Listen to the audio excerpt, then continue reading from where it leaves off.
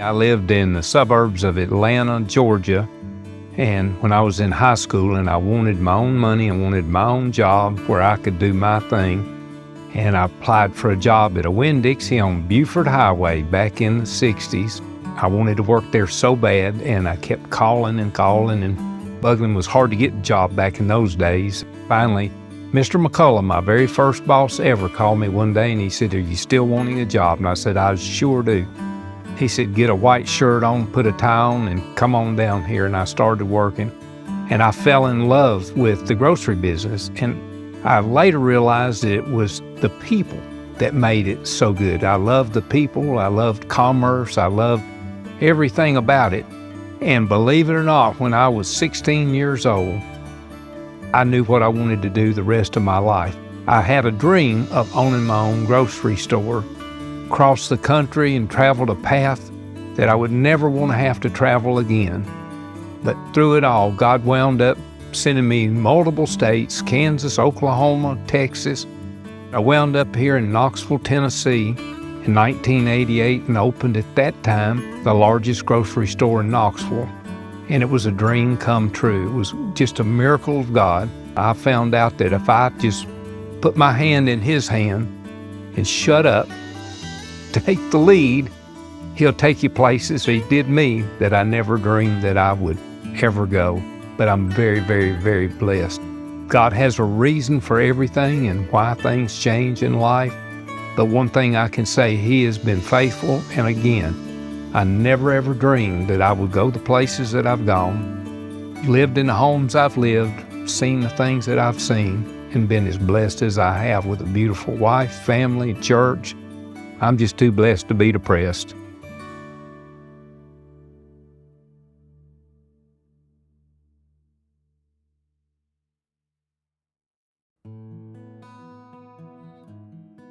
I started off at Winn-Dixie when I was in high school.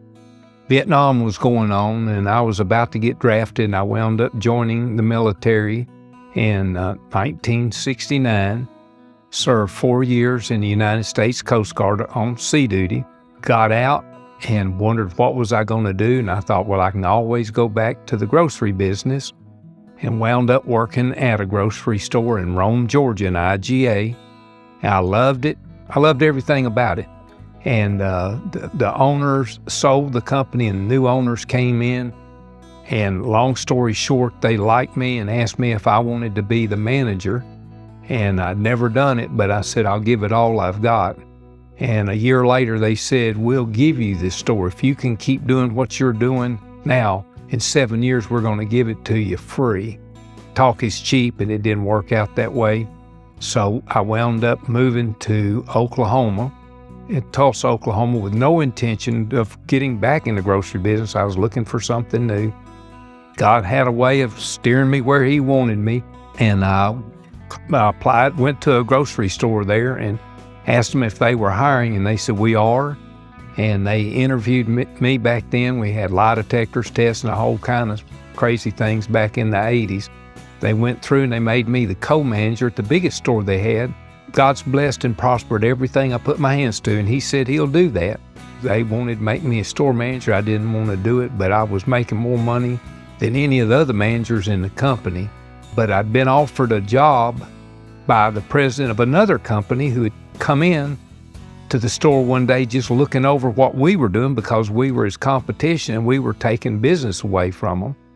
And he said, I like what I'm seeing. And he pulled out his card. His name was Archie Howard, lived in Oklahoma City, and gave me his card. He said, son, if you ever want a job, you give me a call. You've got one. 3 years later, I decided I wanted to do something different.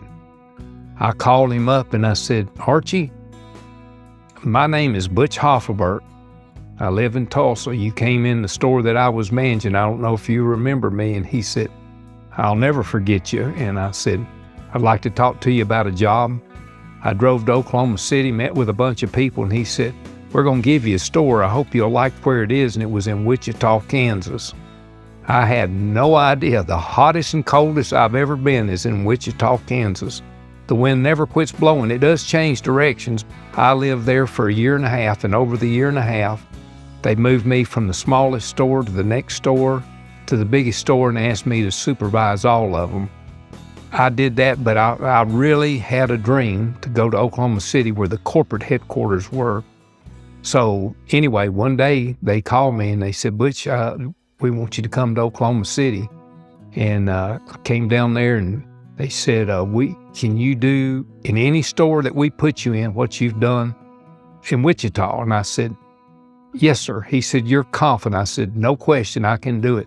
So he said, we've got a store for you to go to.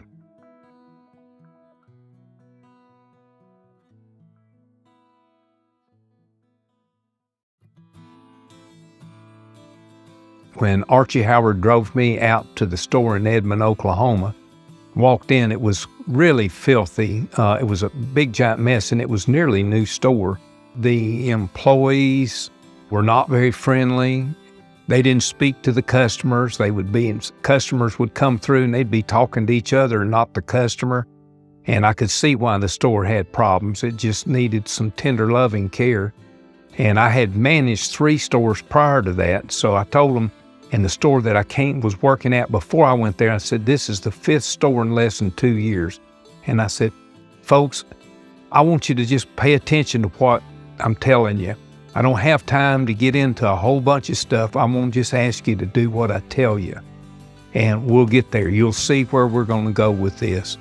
And I told them the aisles were full of aisle stacks of cans and stuff everywhere. And I said, I want everything off the floor, everything.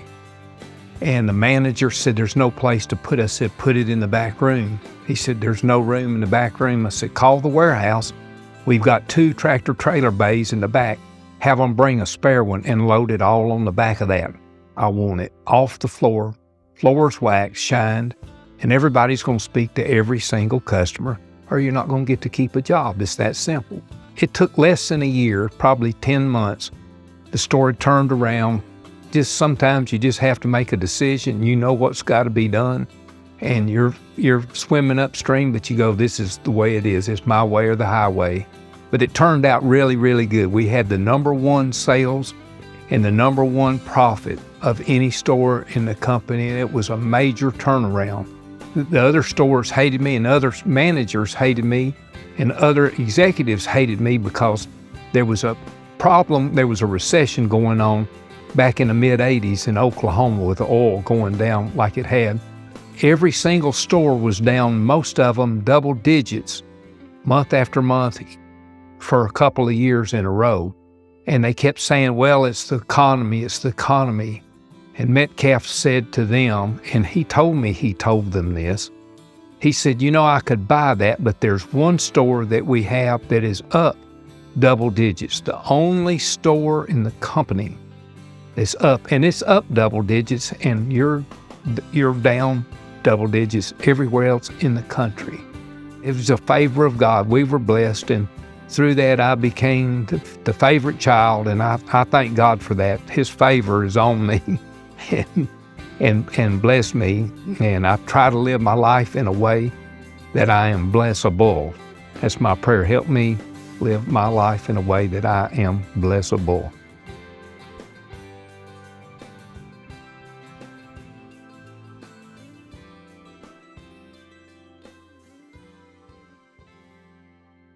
So Archie Howard drove me from the corporate office out to Edmond, Oklahoma, to this grocery store, and he walked me through it, and it was a mess. It really was. It was nearly new, but it was losing a lot of money. He walked me around the entire store, showed me introduced me to the people. He said, when we get through, we walked around. He said, do you want to take this store? And I said, yes, sir. I do. He said, well, a lot of the big shots in the company live out here in Edmond, corporate guys, because that was a corporate headquarters for the whole country. So I said, no worries. He said, I need somebody, you got to stay on top of it, because this is causing us a lot of trouble, because we're getting feedback big time that's not good. I said, no worries. He went down the list telling me all the people that shopped in the store. But the last one he mentioned was the most important one. He said a guy by the name of Jerry Metcalf and his wife Janie shop here. And he's the chairman of the board and the chief executive officer of the whole corporation. And they shop in this store. I need you to fix this. Janie became like a sister, great Christian lady. We used to have many, many, many conversations about the Lord. She brought me Kenneth Copeland tapes. She would often buy groceries, so many that she couldn't get them in her new Mercedes two-door coupe. So I'd have to drive them over to her house, and her maid would be over there, and sometimes their electrician maintenance guy would be there, and we'd sit around and have coffee. And everybody said, how in the world did you find favor with the chairman of the board? He's like your dad. He talks to people like I was his son. And one day he said, what do you want to do in life? And I said, I want to own my own grocery store. And he said, I'll make it happen. And he had stores going in Florida, one in New Bern, North Carolina. He said, but I've got another one that you might like. It's under construction. It's a 52,000 square foot grocery store. It's in Knoxville, Tennessee. And I said, I think I want to go to Knoxville. And that was one of those God wink stories, because where I am, I could not, if I tried, I couldn't have been in a better place than I'm in right now. This is where I want to live, and this is where I want to be buried. This is home. So I'm blessed.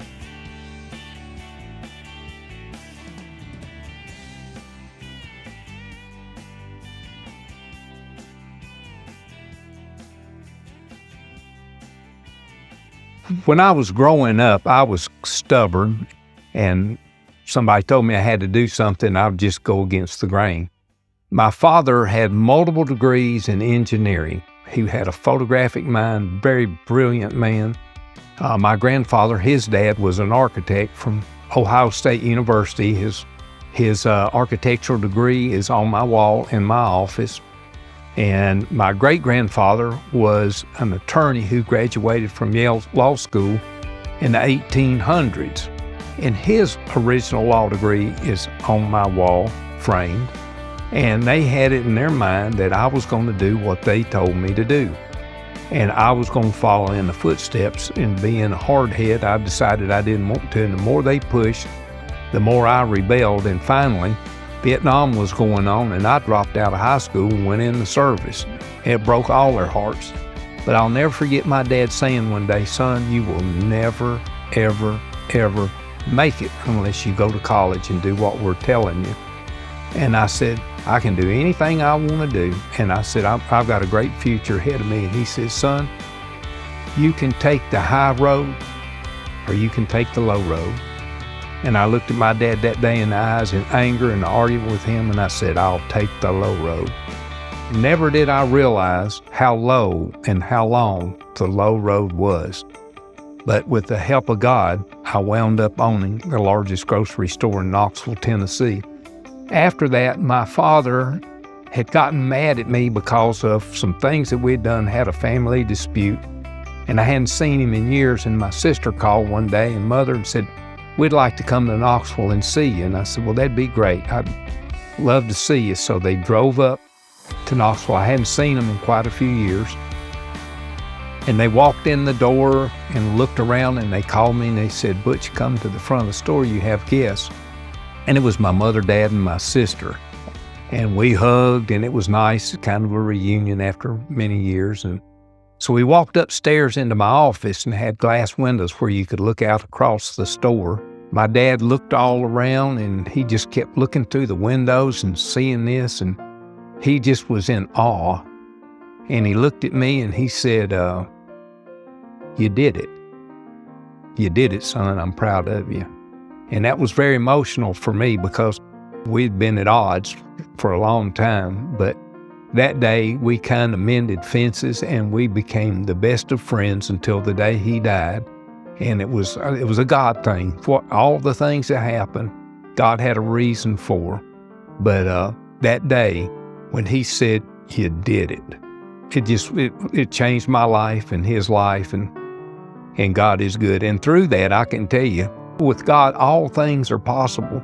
And if there's any miracle in the world, in my opinion, the path that I traveled and the problems I caused and how God straightened me out and did what he did is a miracle. My faith in God is stronger than it's ever been, and the relationship I have with the Lord is fantastic. He's my best friend.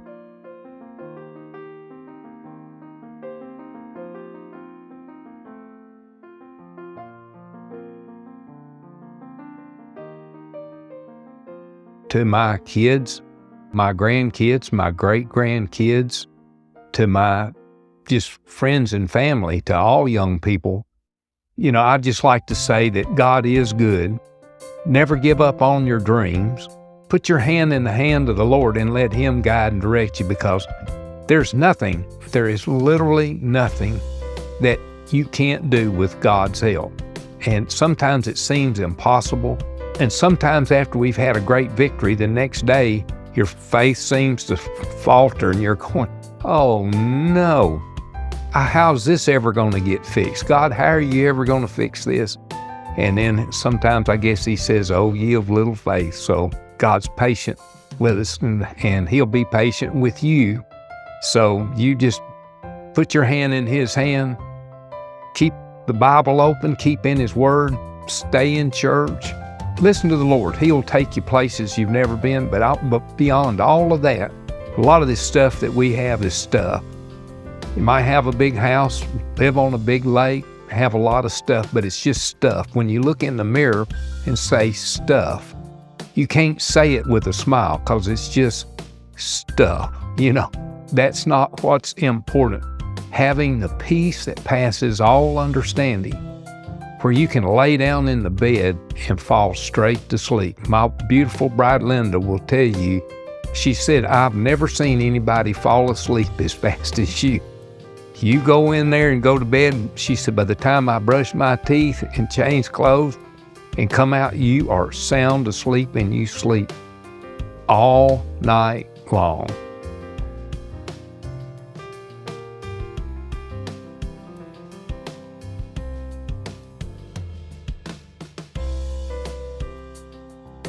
I guess some of the biggest obstacles were doubt. At times when I got out of service, it was hard to find a job.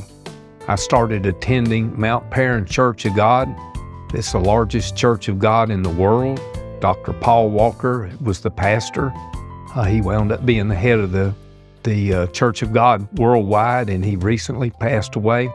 He preached a sermon one day. We started going there and preached a sermon, and I sat by the window because I figured if they got after me, I was going to jump out the window and get out of here, because I didn't know what I was getting into. And he preached a sermon that was, God just basically grabbed me, and I ran down. I thought I was tough, but I ran down to the front of the aisle.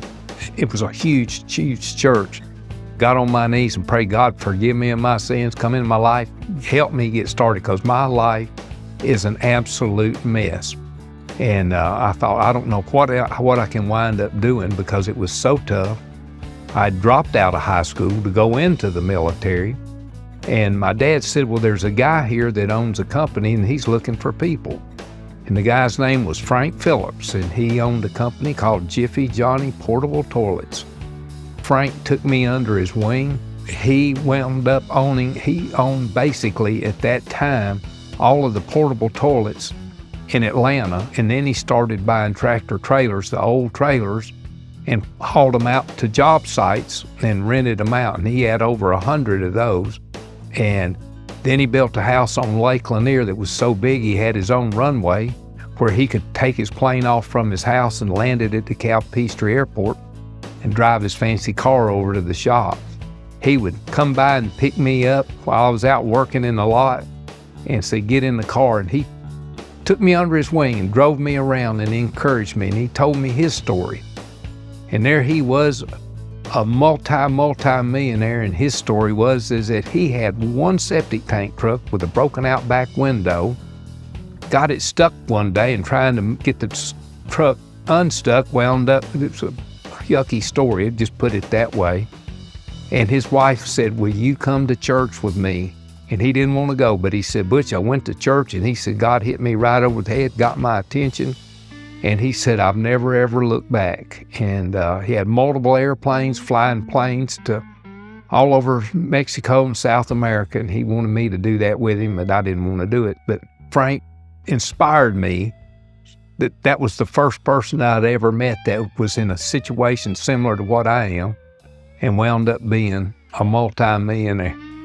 And it was the inspiration that I needed, the wing beneath my wings that I needed. I needed to know I could fly and that there was hope from the low spot that I was in at that time. And that's what I always tell people. There's hope no matter what.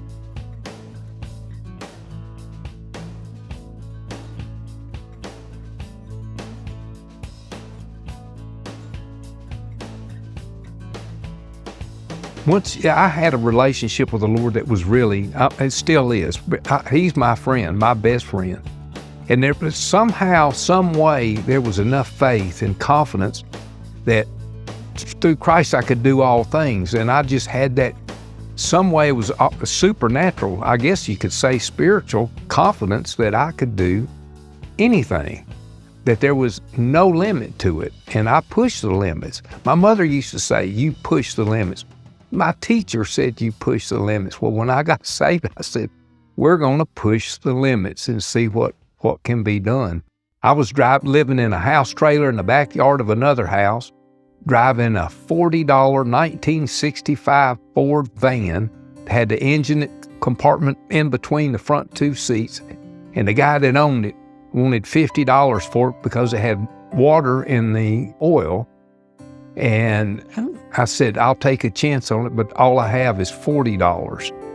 And he sold it to me, and out in the parking lot in the cold winter, I pulled the cover off of it, pulled the head off of it, prayed, put a head gasket on it, changed the oil and cranked it, and drove that thing many miles. I sold it twice and made money both times on it.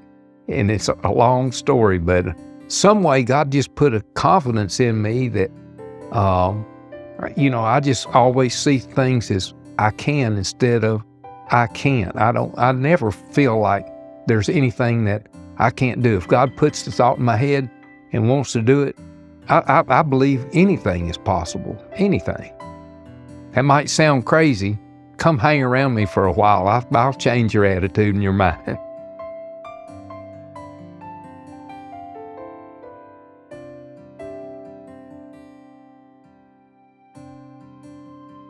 Well, to be blessable is, I think, very important. Growing up, I was kind of a prankster and in trouble and getting calls from the school for all kind of stuff that was doing. And a lot of times I was living my life in a way that when I would want something, I wasn't living a blessable life.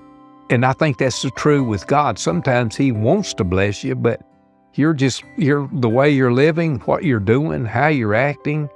I used to tell the kids, there's a lot of times I wanted to take you to the beach. I wanted to take you to the fair. I wanted to do something, but the way you were acting, there's no way in this world I'm going to be hemmed up with you right now because I'm not in the mood to be around you, and I'm not going to do it. But so I try to intentionally think about, Lord, help me live my life in a way that I am blessable. And help me. I need some help. We all need help. So help me. Hopefully that means something to somebody, and that you can look back and say, you know what? I'm glad you said that. I'm going to work on living a life that is blessable.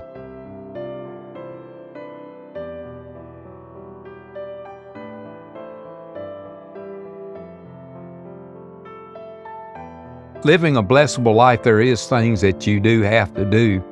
In our small group, our Bible study from our church that meets at our house here, there was a couple people here one time, and they were not happy with the results they were getting in their lives, I guess is the best way to put it. They weren't happy and complaining about different things that was happening in their life. I made this comment and made one lady mad, I think, but I said, folks, trash in, trash out. We've always heard that saying. If you feed your mind on trash, you sit and watch junk, you listen to junk, trash in, trash out. And so if I took you up to the drawer in the bathroom where I've made notes of all the stuff that I've listened to, everything that I've listened to, and I've quit even doing it now, but you'd be shocked at what I do. But in the mornings, I like to listen to good stuff. So I listen to Joel Osteen a lot. I listen to Audible books. I find positive, good things to feed my spirit with. And so it's critical to me. I listen to them when I get in my car. I'm playing Audible books that are inspiring. A lot of them are sermons. A lot of them are just inspirational messages that I choose to listen to, and I could show them on my phone, show them to you. I've got a lot of them on there, but I would encourage everybody, get out of the habit of listening to junk, people arguing, fussing, and fighting day and night. Because then you come home and you fuss with your wife and your kids, and it just perpetuates itself. Trash in, trash out. Put something good in. It feeds your ears are the funnel to getting to your heart. Feed your heart, your spirit, good stuff. And now you'll be able to wear a smile. It'll be natural.